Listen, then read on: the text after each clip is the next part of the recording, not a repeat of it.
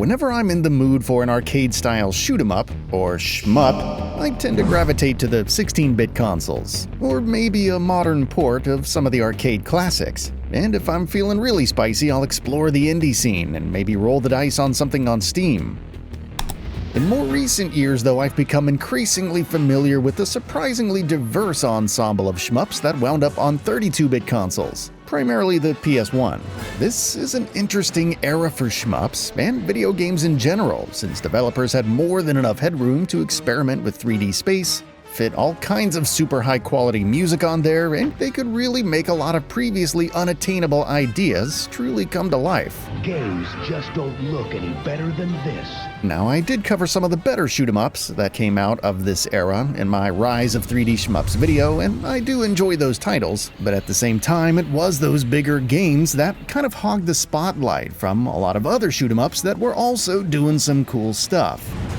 All the while, the shoot-'em-up genre was just kind of naturally contracting, or arguably collapsing, because people's interest was just drifting over into other genres. And all of that led some shmup developers to experiment with some pretty weird ideas, and some of it worked, some of it didn't, but almost all of it produced some pretty interesting results, especially from the perspective of looking back on it now. So I decided it's time to dig deep and take a look at some of the weirder, more unique shmups from that time that a lot of people just don't seem to ever really talk about. Why am I holding Mort the chicken?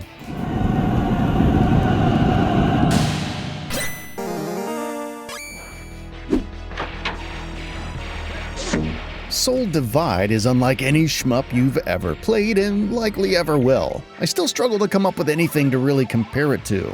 I guess the fantasy setting and horizontal shooting sort of make it loosely comparable to Lords of Thunder, but I honestly don't even feel right about saying that. It's very much its own thing, which is something that a lot of shooters from Psycho seem to be. Uniqueness doesn't necessarily mean good though, and we'll get to that. Right away, Soul Divide makes it pretty clear that this is a high fantasy game with more than its fair share of dilapidated castles in the background, an aged map of fictional realms as your level select screen, and a pretty decent, albeit a bit generic soundtrack that sounds like it was ripped right out of some JRPG. Nothing wrong with any of these things to me, and I'd actually like to see more shmups with this sort of setting. I also gotta give credit to the complete and total devotion to the pre-rendered sprite approach for just about everything you see on screen. Sometimes this art style can go extremely poorly, but here I think it comes together pretty well. Levels are appealing and enemies are all pretty cool looking across the board. All the dragons, wizards, and insane jellyfish monsters all look great, on top of the more muted and often darker levels. It's still not my favorite graphical style in general, but a good sense of variety and smart use of contrasting colors make it all work pretty well for Soul Divide. Plus, many of the enemies, especially the bosses, have a lot of animation that brings them to life nicely, even if it does have sort of a claymation look to it sometimes. Soul Divide gives you 3 characters to choose from: Vorg, the Knight, Kashon, the Winged Lancer, and Tiora, the Mage, all of which play similarly but do have slightly different movement speeds as well as different levels of attack power and general defense. They also each have a unique mega spell that they can cast, in addition to all the regular ones. The first thing you'll notice when playing is that the on-screen characters are pretty massive, which makes the play area feel kind of cramped, and sometimes even claustrophobic. This is normally something I don't like, and I don't like it here. When there are more than just a couple of enemies at a time, the screen can quickly become crowded and effectively force you into taking hits on a pretty regular basis. This is made even worse when enemies just decide to get right up in your grill with plenty of health left. Now, normally when this happens in a shooter, you'll want to maneuver around the enemies to create some space, but that's not always possible here, and that can feel kind of awkward and dumb. This is where the game expects you to use your melee attacks though, which isn't a completely foreign concept for shmups. Even Lords of Thunder does have this sort of thing, but here it's less of a Hail Mary and more of just a regular part of the combat. You also have a whole ass health bar in this game, unlike most shmups, and life potions tend to get tossed your way every now and then, so you absolutely can absorb a couple dozen hits per level and still make it through. You also do have those magic spells to help even the odds a little bit more. As you gain more magic, more spells become available to use, though I think the first 3 are generally the most useful. I tend to just use one of those as soon as I'm able, as opposed to waiting around for the entire roster to become available. Aggression is the name of the game here. Get them before they get you. So while the game throws you some lemons with a crowded screen and massive characters, it also gives you the opportunity to make some lemonade with all the combat options available to you, which I appreciate. But I still don't feel like I'd call this a particularly well-balanced game. Although I gotta admit, after a game over or 2, I do start to see some starkly different results. Suddenly I'm using the right half of the screen a little bit more. Suddenly I'm baiting bosses to shoot their shots in the wrong direction so I can sneak in a couple hits of my own. And the whole thing does start to click with my brain a little bit better, so maybe there is some sort of method to the madness here, I don't know. If you've played this game in the past and walked away after a few minutes because of how awkward and weird it can feel, I don't blame you. However, I would implore you to make sure it wasn't just the arcade version you played. The original mode here on the PS1 version of Soul Divide is actually a whole heck of a lot better. You've got the same characters, roughly the same roster of enemies and bosses, but the difficulty seems to have been rolled back just a tad. Enemies don't charge at you and create that suffocating situation nearly as much, and general movement speed for all 3 characters seems kicked up a couple notches. So that's some big steps in the right direction. Also, the original mode injects some bona fide RPG elements into the game, which, to my surprise, work wonderfully to make the entire thing a lot more engaging. Instead of getting magic or life from fallen enemies, here you get chests of different rarities. After collecting these and adding them to your inventory, you can open them up and they can contain anything from standard magic and life items, to cures for status effects, permanent buffs to your defenses and attack, keys to unlock higher level chests, and a bunch of other things. Now, it's not on the level of, Legend of Dragoon or Final Fantasy VII or something like that, but it is implemented well enough that it successfully adds depth to the game and doesn't feel hastily tacked on, making this the superior way to play the game in my opinion, and it's a shame that it isn't included in the Psycho Collection on PS4. It's just the arcade version here, so as far as I can tell, the PlayStation 1 and Saturn versions are the only ways to play this mode. Soul Divide brings a lot of conflicting feelings out of me. On one hand, the oversized characters and claustrophobic combat repels me. But on the other hand, I really dig the visuals and RPG stuff that really make it stand out in a genre that so often leans on spaceships and aliens.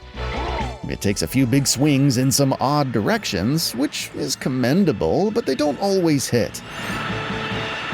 Though, if you're like me, a game's willingness to be weird and different, even at its own peril, is something you can probably appreciate.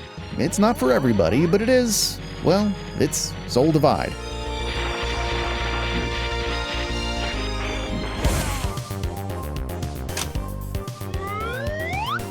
Felosoma, or Felosoma, not really sure where the emphasis is there, is a lot of things, and at first, it might seem a little bit generic. Kinda starts off like a lot of other PS1 era shmups, with a lot of flashy CG cutscenes of spaceships doing spaceship stuff, and the combat immediately falls into very familiar territory with 4 pretty basic weapons, bombs, a straightforward shield system, and a few other hallmarks of the genre. But it's not long before the game starts pulling the rug out from under you by switching things up completely with different angles. And they didn't half-ass it. Every time the angle changes, it's done very deliberately and the gameplay reflects it. And it happens a lot. Just within the first couple of levels, or phases, you'll be playing a vertical shmup, a horizontal shmup, another horizontal shmup where you're really big for some reason, and even a Space Harrier-style view, which actually plays extremely well, considering it's just one of many things the game does. It even throws you into this kind of strange backwards view, or as I call it, the Crash Bandicoot boulder level mode. It doesn't put you in this one very often, which is a good thing because it's not my favorite. After Felosoma makes it clear that it can completely disorient you at any moment, it also starts introducing stranger enemy and level designs, to the point where you barely even recognize the game anymore. If you could have guessed that after being here, you'd eventually wind up here in the same game, then you should probably go buy a lottery ticket.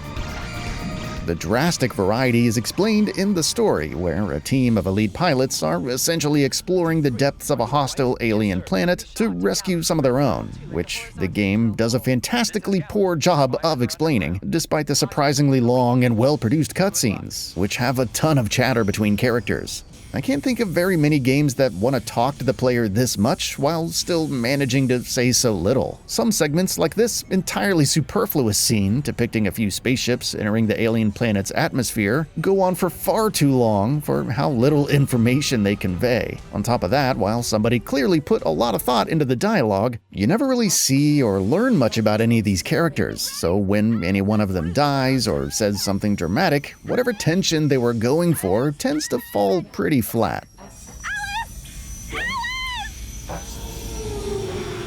This doesn't hurt the game in my opinion, but it does make it feel like it's not very self-aware at times. Although it does give it a few weird points, I guess. In any case, the cutscenes, as unnecessary as they sometimes are, look and sound fantastic for a 1995 PS1 game, with music composed by none other than Kao Otani, who later ended up scoring the excellent music to Shadow of the Colossus about a decade later. And all that production value absolutely gives Felosoma a polished and high-quality feel, especially, again, for such an early release on the PS1. These rather expensive-looking CG cutscenes continue throughout the game, leading you out of old sections and into new ones, several times per level, which does give you a short little transitionary period between gameplay modes, but you still don't really know what type of angle is coming up, so you're still on your toes. The gameplay itself stays pretty solid all around at the end of the day, despite a couple of moments here and there that might feel like a bit much. 99% of the time, though, it balances fun with challenge quite well and keeps you guessing with an absolutely massive roster of enemies that all behave wildly differently, to the point where it almost seems like they just took enemies from a handful of different games and threw them in this one. All this variety almost threatens to rob Felosoma of having its own identity at times, but in my view, it never quite steps over that line. Conversely, the exceedingly standard set of weapons doesn't do it a lot of favors, with absolutely zero surprises, or even much of a sense of progression for any of them. If it weren't for the HUD telling you what level each weapon is at, you might not even notice that they've been upgraded. The laser, for instance, doesn't get any wider, it doesn't change colors, or gain any branching paths. It just gets longer and longer pulses. Electric potential rising. Radar system out. Alice, back us up. Overall, the weapons are fine, and I don't hate any of them, but in the face of everything else about the game, they do seem rather underwhelming in comparison. The graphical style keeps things interesting though, with a pretty smart mix of actual 3D polygons for a lot of the levels and background objects, and pre-rendered 2D sprites for your ship, most of the enemies, and projectiles. Some bosses seem to have a mix of both, and somehow it all comes together really seamlessly to create a rather nice aesthetic that kind of feels like Einhander got into a car crash with Radiant Silvergun. Which isn't to say Felosoma is as good as either of those games, but it is quite good, I have to say. And the fact that it's even comparable to Einhander is a huge compliment coming from me, since that's one of my absolute favorites. The music here seems to oscillate between pretty cool Euro techno stuff that a lot of PS1 games had at the time, and those more cinematic Kao Otani arrangements, which might seem like a mismatch, but like a lot of other mismatches in this game, it seems to come together somehow to great effect. So, not a soundtrack you're likely to listen to in your car or anything, but it does get the job done, and often ventures into above-average territory. Go. Transmission failed. Transmit! Transmission failed. Why? If the weapons were just a little more interesting, and if some sections were just a tad more fair, I'd probably put this game right up there with the best shmups on the system, but it does fall a little bit short of that. Still, it's a fun ride through a great variety of different ideas that are all somehow stitched together really well. It's not going to be anybody's favorite shmup, but it should certainly be played by more people, especially fans of the genre who might be in the mood for something a little wacky. I like it.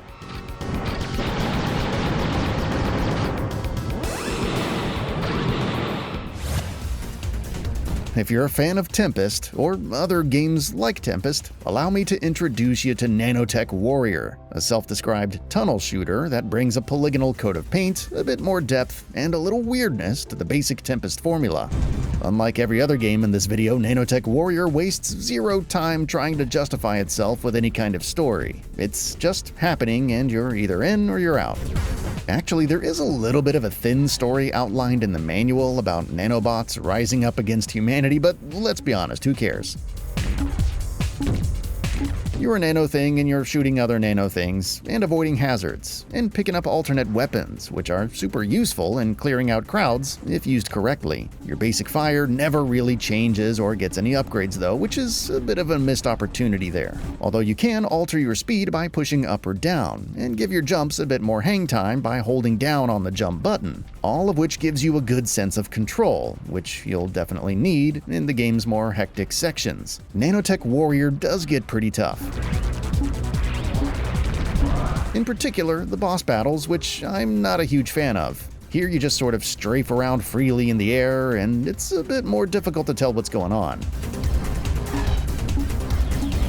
I appreciate the variety these sections inject into the game, but they're not my favorite. I would rather just see the levels themselves have more personality. For the most part, you're on the same brown tube with slightly different static backgrounds, and sometimes you're on the inside of a larger tube, but that's about it. I do enjoy these levels for what they are, and it does stay interesting a little bit longer than you might expect, given the escalating challenge. And the weird enemy designs and pretty decent techno music do add some glimmers of real personality, despite not being quite enough to sustain long play sessions. It's good fun for 1 or 2 levels at a time, but that's about it. Outside of that, Nanotech Warrior is exceedingly arcadey and simple. There's not that much more to say about it. Really kind of feels like a game that would have been more at home on a portable system like the PSP or maybe the 3DS. But as far as I can tell, Virgin Interactive only saw fit to release it on the PS1, where it was a commercial failure, despite being received pretty well by critics. It's an interesting game, a little bit of a weird game, certainly a unique game in the genre, but I can only really give it a soft recommendation if I'm being honest. Perhaps if they had gone a little further with the aesthetic and made it a little more trippy or psychedelic, it could have stood out more, but as it is, it's alright. Gunbear, Game Tengoku 2 takes things in an entirely different direction, in that it's very much a cute-em-up style shooter that also seems to revel in parody of other games and genres. This is actually a sequel to another game called The Game Paradise Master of Shooting that came out a few years prior, and while I like that one too, this one beats it in quality and weirdness. The bigger emphasis on polygons works out well for it, adding a lot of personality to the characters and some nice depth to the levels. I particularly like how the levels often change perspective and have you zooming all around at different angles. Your ship always stays locked to that 2D vertical plane, so it's purely just for show, but it does go a surprisingly long way to keeping things really entertaining.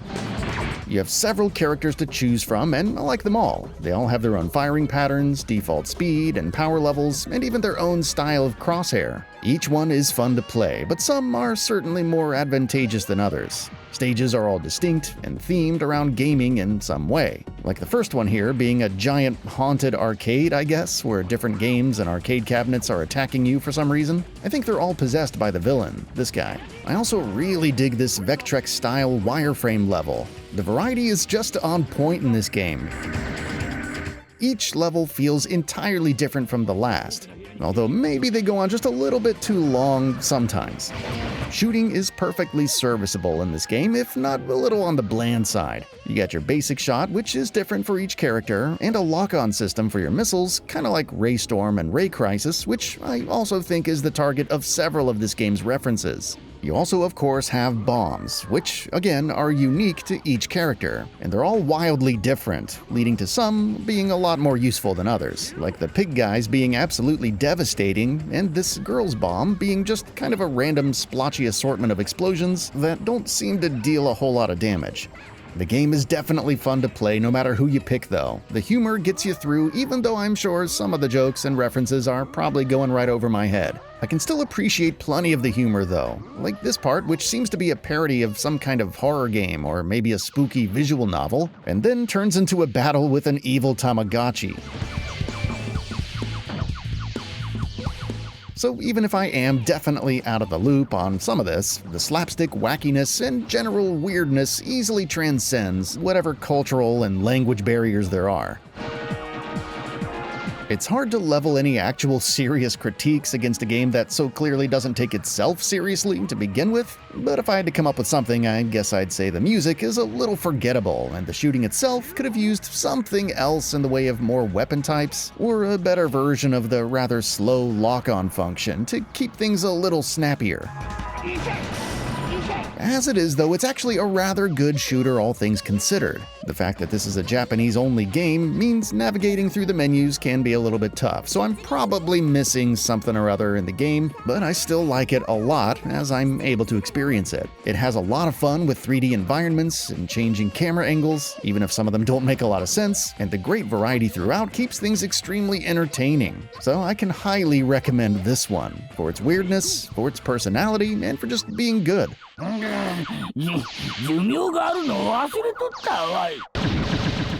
So while there's definitely a lot more shoot-'em-ups worth playing on the PS1 that I didn't mention here, hopefully at least one of them speaks to you in some way, because I really do feel like this era is super underrated for the genre, which is probably because there were a lot of innovative classics pretty much constantly coming out at the time, like every 5 seconds. But because of people like you and me, this genre will probably never quite die. In fact, I would argue it's in a little bit of a resurgence right now. There's a lot of really good newer shmups from indie developers that I'd really like to do a video on at some point, so let me know if that's something you'd be into. I'll definitely do that down the road. But until then, as always, thanks for watching.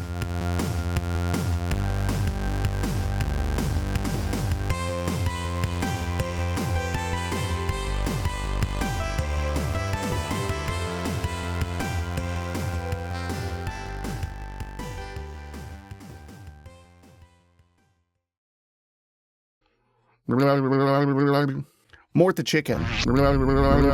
Mort the chicken.